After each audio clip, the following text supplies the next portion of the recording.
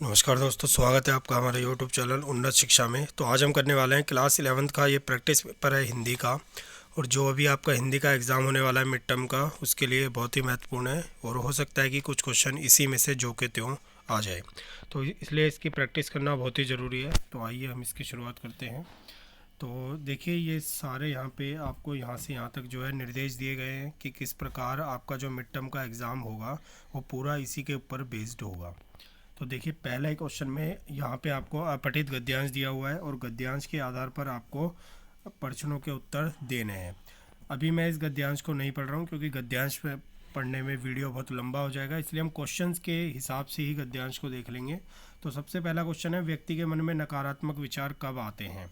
ठीक है, तो व्यक्ति के मन में देखिए नकारात्मक विचार जो है वो कब आते हैं। इसमें पहला है कि हर व्यक्ति के जीवन में ऐसा समय आता ही है जब उसे लगने लगता है कि सारी चीज़ें विरोध में हैं। वह किसी के लिए कितना भी अच्छा सोचे लेकिन सामने वाले को गलत ही लगेगा। वह कितनी भी मेहनत कर ले उसे असफलता ही मिलेगी। तो ऐसी स्थिति में उसके नकारात्मक विचार जो है वो आने लगते हैं। तो जब उसे लगने लगता है कि सारी चीज़ें विरोध में हैं तब नकारात्मक विचार आते हैं। किसी के लिए अच्छा सोचने पर भी सामने वाले को गलत लगता है, बहुत मेहनत करने पर भी असफलता मिलती है तो नकारात्मक विचार आते हैं। इसलिए हमारा उत्तर घ जो है वो सही हो जाएगा। निराशा को किस प्रकार दूर किया जा सकता है। देखिए, यदि हम जनरली भी देखें तो निराशा को दूर करने के लिए स्वयं पर हमें विश्वास बढ़ाना होगा, अपना मनोबल बढ़ाना होगा और महापुरुषों के जीवन से हमें प्रेरणा लेगी होगी। तो इसका सही उत्तर क्या हो जाएगा, डी हो जाएगा, ऑप्शन सी उपरोक्त सभी। अब पूछा है, गद्यांश में वर्णित पौराणिक घटना कहाँ से ली गई है। ये जो पूरी घटना का वर्णन किया गया है तो इसमें पूछा गया है कि ये जो घटना है ये कहाँ से ली गई है। ठीक है, तो देखिए यहाँ पर हमें इस गद्यांश में जो है रामायण का अंश देखने के लिए मिलता है। इस बात को हम ऐसे समझ सकते हैं, जब सबको पता लग चुका था कि सीता जी को लंका का राजा रावण अपहरण कर समुद्र पार कर ले गया है, तब भी लंका जाकर सीता जी को ढूंढने का कार्य अथाह समुद्र को पाट कर कौन करे, किसमें यह विकट समस्या थी। तो इसका मतलब यह है कि यह वाला जो वर्णित पौराणिक घटना है वो कहाँ से ली गई है, रामायण से ली गई है।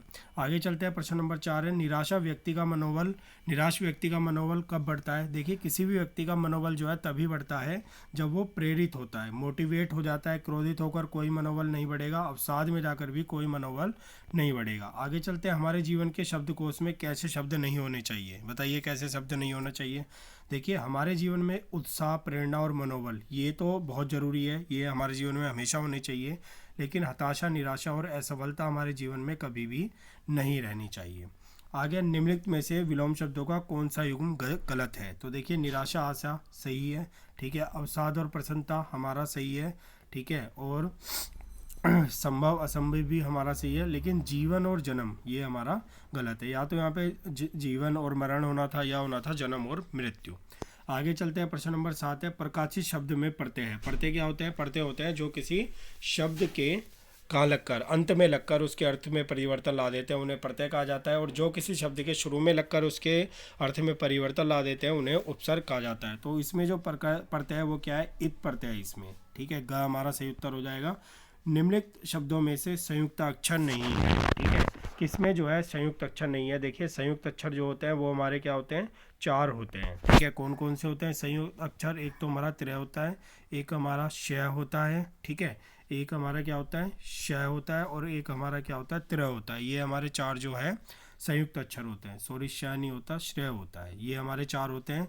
तो देखिए, अब कौन सा हमारा जो है कहाँ पर नहीं आ रहा है उसके हिसाब से हम इसको कर सकते हैं। तो यदि हम देखेंगे संयुक्त अक्षर कौन सा नहीं है इसमें, मनोबल जो है वो संयुक्त अक्षर नहीं है क्योंकि इसमें आधा शब्द कोई भी नहीं आ रहा है। बाकी शब्द में बा आधा है, शा आधा है और ता आधा है। नकारात्मक विचार आने पर व्यक्ति को कौन सा मार्ग दिखाई देता है। ऊपर हमने पढ़ा था कि उसको आत्महत्या का ही मार्ग दिखाई देता है। गद्यांश के लिए सर्वाधिक उपयुक्त शीर्षक का चयन कीजिए। तो सर्वाधिक उपयुक्त शीर्षक क्या हो जाएगा, आत्मविश्वास का बल, की किस प्रकार हम आत्मविश्वास से जो है अपने जीवन को संवार सकते हैं। आगे देखिए, अथवा में भी आपको एक पैराग्राफ दिया गया है, यानी कि आपको इस पैराग्राफ में, इस गद्यांश में क्या है, एक चॉइस मिलेगी। ठीक है, और चॉइस के आधार पर आप प्रश्नों के उत्तर दे सकते हैं। तो ये वाला गद्यांश देखिए पूरा दिवाली पर दिया हुआ है और इस गद्यांश का जो फोकस है वो प्रदूषण पे है, धुआं उत्पन्न करने पर है। ठीक है, और उसी के बारे में पूरा का पूरा ये गद्यांश है। तो हम प्रश्नों पर आते हैं, दिवाली से संबंधित चर्चाओं में कौन सा मुद्दा मुख्य रूप से छाया रहता है। तो देखिए, दिवाली के पास सबसे ज़्यादा हमारे यहाँ पे कौन सा मुद्दा छाता है? ये छाता है हमारा पटाखों के दुष्प्रभाव का। और आप देख रहे हैं दिल्ली में तो ऑलरेडी पोल्यूशन इतना बढ़ चुका है। आगे हमारा प्रश्न नंबर 12 है, आतिशबाजी का पर्यावरण पर कैसा प्रभाव पड़ता है? तो देखिए आतिशबाजी का मतलब है जो हम पटाखे जलाते हैं, तो क्या होता है उससे पर्यावरण पर हानिकारक प्रभाव पड़ता है, ठीक है, गलत प्रभाव पड़ता है। आगे हमारा प्रश्न नंबर 13, हार्मोनल असंतुलन पैदा करने वाले विषैले तत्व हैं। तो कौन कौन से तत्व ऐसे हैं जो कि हार्मोनल असंतुलन पैदा करते हैं? तो वो होते हैं हमारे क्या, कॉपर और लिथियम, ठीक है, कॉपर और लिथियम होते हैं, और ये आपको ऊपर गद्यांश में भी मिल जाएगा। एंटीमोनी सल्फाइड और एल्युमिनियम जैसे तत्व किस रोग का कारण बनते हैं? तो देखिए हमने ऑलरेडी भी सुना है कि पोल्यूशन जो है वो हमारे मस्तिष्क पर बहुत ज़्यादा प्रभाव डालता है, और इससे जो है अल्जाइमर नाम की एक बीमारी हो जाती है जिसमें हम चीज़ों को भूलने लगते हैं। आगे हमारा पशु पक्षियों के लिए दिवाली कैसा समय होता है? तो देखिए पशु पक्षियों के लिए ये डर से भरा हुआ समय होता है, क्योंकि पटाखे पूछते हैं, फोड़ते हैं, तो उनकी आवाज़ वो जो है सहन नहीं कर पाते। मज़े लेने के लिए कुछ लोग जानवरों के साथ कैसा व्यवहार करते हैं, बताइए? तो जो लोग जो है उनकी पूंछ में पटाखे बांधकर जलाते हैं ताकि वो भागते फिरे। आगे है पर्यावरण शब्द का सही संधि विच्छेद क्या होगा? तो देखिए पर्यावरण शब्द का सही संधि विच्छेद होगा परिजमा आवरण। आगे प्रश्न नंबर 18 है, पशु पक्षी में कौन सा समास है? तो देखिए जिसमें भी आपका डैश आ जाता है तो वहाँ पे हमारा कौन सा समास होता है? वहाँ पे हमारा हमेशा द्वंद्व समास होता है, क्योंकि इसमें द्वंद्व आ जाता है। अगला प्रश्न है, युग्मों में गलत युग्म का चयन कीजिए। तो देखिए हानिकारक लाभदायक सही है, संतुलन असंतुलन सही है, ठीक है, आनंद विषाद हमारा सही है, और नकारात्मक का क्या होना चाहिए? सकारात्मक होना चाहिए। तो गलत बताना है, गलत हमारा क्या है? आगे उपरोक्त गद्यांश के लिए सर्वाधिक उपयुक्त शीर्षक का चयन कीजिए। तो सर्वाधिक उपयुक्त शीर्षक क्या हो जाएगा? आतिशबाजी के दुष्प्रभाव। आगे देखिए यहाँ पे आपको काव्यांश दिया है, और काव्यांश के आधार पर आपको प्रश्नों के उत्तर देने हैं, ठीक है। ये आपका काव्यांश है, तिनका तिनका लाकर चिड़िया, रस्ती आवाज नया, इसी तरह से रच जाता है, सर्जन का आकाश नया, मानव और दानव में यूं तो भेद नजर नहीं आएगा, एक पहुँचता बहते आंसू जी भर एक रुलाएगा, रचने से ही आ पाता है। तो इस तरीके का पूरा गद्यांश दिया है। चिड़िया अपने आवाज़ का निर्माण किस प्रकार करती है? तो अभी हमने पोएम में पढ़ा है, कविता में पढ़ा है, काव्यांश में पढ़ा है कि तिनका तिनका जोड़कर वह अपने आवाज़ का निर्माण करती है। सर्जन का आकाश नया से क्या तात्पर्य है? तो देखिए सर्जन का मतलब क्या होता है? बनाना, रचना करना। तो आकाश नया मतलब क्या है इसका? नव निर्माण करना, यानी कि किसी नई चीज़ का निर्माण करना। दुखियों के आंसू कौन पूछता है? तो देखिए दुखियों के जो आंसू है वो पूछता है कौन? मानव। आगे चलते हैं, प्रश्न नंबर 24 है, दानव किस प्रकार के कार्यों को करने वाले को कहा जाता है? तो दानव उन व्यक्तियों को कहा जाता है जो दूसरों को जीवन रुलाने का कार्य करते हैं। जीवन में नया विश्वास किस प्रकार आता है? जीवन में जो नया विश्वास है वह किस प्रकार आता है? तो देखिए यहाँ पे जीवन में जो नया प्रकाश है वो किस प्रकार आता है? तो वो आता है रचनात्मक कार्यों के करने से। जब हम नए कार्य करते हैं तब जीवन में नया विश्वास आता है। आगे है, नाश का मंत्र पढ़ने से क्या तात्पर्य है? तो देखिए नाश का मंत्र पढ़ने से तात्पर्य दूसरों का अहित करना, यानी कि दूसरों के साथ गलत करना। आगे है, फूल खिलाने का प्रयोग किस संदर्भ में किया गया है? तो देखिए फूल खिलाने का क्या मतलब है? प्रत्येक व्यक्ति तक खुशियाँ पहुँचाना। आगे चलते हैं, प्रश्न नंबर 28 है, काव्यांश के आधार पर बताइए अत्याचार करने वालों का क्या अंत होता है? तो देखिए एक दिन वह जो है खुद भी नष्ट हो जाते हैं। कौन? अत्याचार करने वाले। अब यहाँ भी आपको चॉइस दी गई है, अथवा दिया गया है, या तो आपको ऊपर वाला क्या काव्यांश करना है या नीचे वाला काव्यांश करना है। बार बार आती है मुझको मधुर याद बचपन तेरी, गया ले गया तू जीवन की सबसे मस्त खुशी मेरी। तो ये बचपन को लेकर के जो काव्यांश दिया गया है और उसके आधार पर कुछ प्रश्न दिए गए। कवियत्री को बार बार बचपन की याद क्यों आती है? बताइए क्यों आती है? क्योंकि देखिए एक तो बचपन के दिन मधुर होते हैं, ये भी सही है। बचपन सबको प्यारा लगता है, ये भी सही है। बचपन के दिन स्वच्छंद और उल्लासपूर्ण होते हैं, ये भी सही है। तो ऑप्शन डी हमारा इसका सही उत्तर हो जाएगा। आगे चलते हैं, प्रश्न नंबर 30 है, नंद नवन का प्रयोग किसके लिए किया गया है? तो देखिए नंद नवन का प्रयोग जो है अपनी बिटिया के लिए किया गया है कवित्री द्वारा। आगे चलते हैं, बचपन की कौन सी बात भूली नहीं जा सकती? बताइए कौन सी बात नहीं भूली जा सकती? तो देखिए चिंता रहित जीवन, ये भी नहीं भूल सकते। उल्लासपूर्ण खेलना कूदना, ये भी नहीं भूल सकते। मचलना, माता पिता से अपनी हट पूरी करवाना, ये भी नहीं भूल सकते। तो उपरोक्त सभी इसका सही उत्तर हो जाएगा। बड़े बड़े मोती से आंसू जयमाला पहनाते थे, पंक्ति में निहित अलंकार का नाम बताइए। इसमें आपको क्या बताना है? अलंकार बताना है। तो देखिए यहाँ पर क्या है, यहाँ पे तुलना की गई है, ठीक है, बड़े बड़े मोती की जो है आंसू से तुलना की गई है, तो यहाँ पर क्या हो जाएगा, उपमा अलंकार हो जाएगा क्योंकि तुलना की जा रही है। कवित्री की बिटिया हाथ में क्या लेकर आई थी, तो कवित्री की बिटिया जो है वो हाथ में क्या लेकर आई थी, वह लेकर आई थी मिट्टी।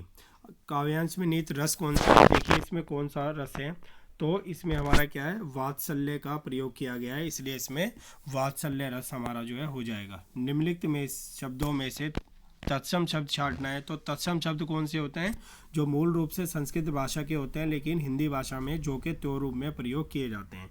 तो निर्भय देखिए संस्कृत भाषा का शब्द है और हिंदी में जो का तो प्रयोग में लाया जाता है।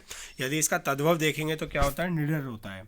कवित्री किसको बुला रही है, तो कवित्री अभी हमने यहाँ पे पढ़ा है कि कवित्री जो है अपने बचपन को बुला रही है। आगे आपके क्वेश्चन अभिव्यक्ति और माध्यम पर आधारित है, ठीक है, जिसमें पहला क्वेश्चन है आपका, पत्रकारिता के मूल में कौन सा भाव विद्यमान होता है, तो पत्रकारिता के मूल में क्या होता है, जिज्ञासा का भाव विद्यमान होता है, कुछ जानने की इच्छा का भाव विद्यमान होता है। आगे हमारा प्रश्न नंबर 38 है, भारत में पत्रकारिता की शुरुआत किस समाचार पत्र से हुई थी, तो भारत में जो है पत्रकारिता की शुरुआत बंगाल गजट से हुई थी। लोकतंत्र का चौथा स्तंभ किसे कहा जाता है, तो लोकतंत्र का चौथा स्तंभ जो है वो मीडिया को कहा जाता है। एनी फ्रैंक की डायरी का शीर्षक क्या था, तो एनी फ्रैंक की डायरी का शीर्षक क्या था, the diary of a young girl, the diary of a young girl. आगे चलते हैं, निम्नलिखित में से कौन सा तत्व समाचार लेखन का नहीं है, क्या मतलब उसमें हमें ज़रूरत नहीं होती समाचार लेखन में, तो देखिए इसमें हमें नवीनता की जो है ज़रूरत नहीं होती, जैसा होता है वैसा हमें दिखाना पड़ता है। आगे पाठ्य पुस्तक पर आधारित ये आपके प्रश्न है, ठीक है, इसमें आपको क्या दिया गया है, ये आपके कुछ ये आपको काव्यांश दिया गया है और इसके आधार पर आपसे प्रश्न पूछे गए हैं। तो पहला प्रश्न है, प्रस्तुत काव्यांश किस भाषा में लिखा गया है, तो देखिए इस काव्यांश की जो भाषा है वो हमारी क्या है, ब्रज भाषा है। कौन सी है, ब्रज की भाषा है, मथुरा के आसपास के क्षेत्र की भाषा है। प्रस्तुत काव्यांश में गोपियों की किस भावना का चित्रण किया गया है, किस भावना का चित्रण है इसमें मुरली के प्रति सोतियाडा, यानी कि वह श्री कृष्ण की जो मुरली है उसको अपनी सोतन मानती है। आगे है हमारा प्रश्न नंबर 44 है, सेज पर कृष्ण की अधर रूपी सैया पर कौन विराजमान है, बताइए कौन विराजमान है, मुरली, और इसीलिए जो है गोपियां उसे अपनी सोतन मानती है। कर पल्लव में कौन सा अलंकार है, कर पल्लव में कौन सा अलंकार है, तो देखिए इसमें रूपक अलंकार है। क्यों है रूपक अलंकार, क्योंकि इसमें समानता बताई गई है और जहाँ समानता बताई जाती है वहाँ रूपक अलंकार होता है। कनोड़े शब्द का अर्थ है, कनोड़े शब्द का क्या अर्थ है, तो कनोड़े शब्द का अर्थ है दास, ठीक है, नौकर। आगे हमारा क्या है, एक गद्यांश दिया है और उस पर हमें 5 प्रश्नों के उत्तर देने हैं। प्रस्तुत गद्यांश के लेखक है, देखिए पूरा गद्यांश है, सिद्धेश्वर पर जैसे नशा चढ़ गया था, उन्माद की रोगिणी की भांति बड़बड़ाने लगी, पागल नहीं है बड़ा होशियार है, उस जमाने का कोई महात्मा है, मोहन तो उसकी बड़ी इज्जत करता है, आज कह रहा था कि भैया की शहर में बड़ी इज्जत होती है, पढ़ने लिखने वालों में बड़ा आदर होता है, बड़का तो छोटे भाइयों पर जान देता है, दुनिया में वह सब कुछ सह सकता है पर यह नहीं दे सकता कि उसके प्रमोद को कुछ हो जाए। तो ये पूछा है कि कौन से इस गद्यांश के जो लेखक है वह कौन है, तो इस गद्यांश के लेखक कौन है, इस गद्यांश के लेखक है अमरकांत। आगे चलते हैं, पागल नहीं है बड़ा होशियार है, उस जमाने का कोई महात्मा है, सिद्धेश्वरी का यह कथन किसके लिए है, बताइए किसके लिए है यह कथन, तो यह कथन जो है वो रामचंद्र के लिए है। सिद्धेश्वरी का उपरोक्त कथन किस बात का सूचक है, बताइए, जो ऊपर यहाँ पर कथन दिया गया है ये वाला, पागल नहीं है बड़ा होशियार है, ये किस बात का सूचक है, बताइए, तो ये इस बात का सूचक है कि भूख व अभावों के कठिन दौर में परिवार को जोड़े रखने का प्रयास, ठीक है, इसका सही उत्तर हो जाएगा। आगे है, प्रस्तुत गद्यांश किस पाठ का अंश है, पाठ का नाम पूछा है जहाँ से इस गद्यांश को इन लाइनों को उठाया गया है, तो कौन सा पाठ है ये पाठ है हमारा दोपहर का भोजन, खा इसका जो है सही उत्तर हो जाएगा। आगे है, प्रमोद कौन है, तो प्रमोद बताइए कौन है, ये आपने पाठ पढ़ा होगा, तो प्रमोद जो है वो क्या है, सिद्धेश्वरी का छोटा लड़का है। आगे हमें 4 प्रश्नों के उत्तर देने हैं, ठीक है। पहला है, टॉर्च बेचने वाला किस कंपनी की टॉर्च बेचता था, तो वह जो है सूरज छाप कंपनी की टॉर्च बेचता था। दोपहर का भोजन कहानी की मूल संवेदना क्या है, संवेदना क्या है, इसका संवेग क्या है, तो देखिए इसका संवेग है बेरोजगारी से जूझ रहे निम्न मध्यम वर्गीय परिवार की व्यथा, यानी उनका दुख। हामिद को ईदगाह जाने के लिए कुल कितने पैसे मिले थे? तो हामिद को इतना ईदगाह जाने के लिए 3 पैसे मिले थे। कबीर के अन्न न बांधे नींद न आने का क्या कारण है?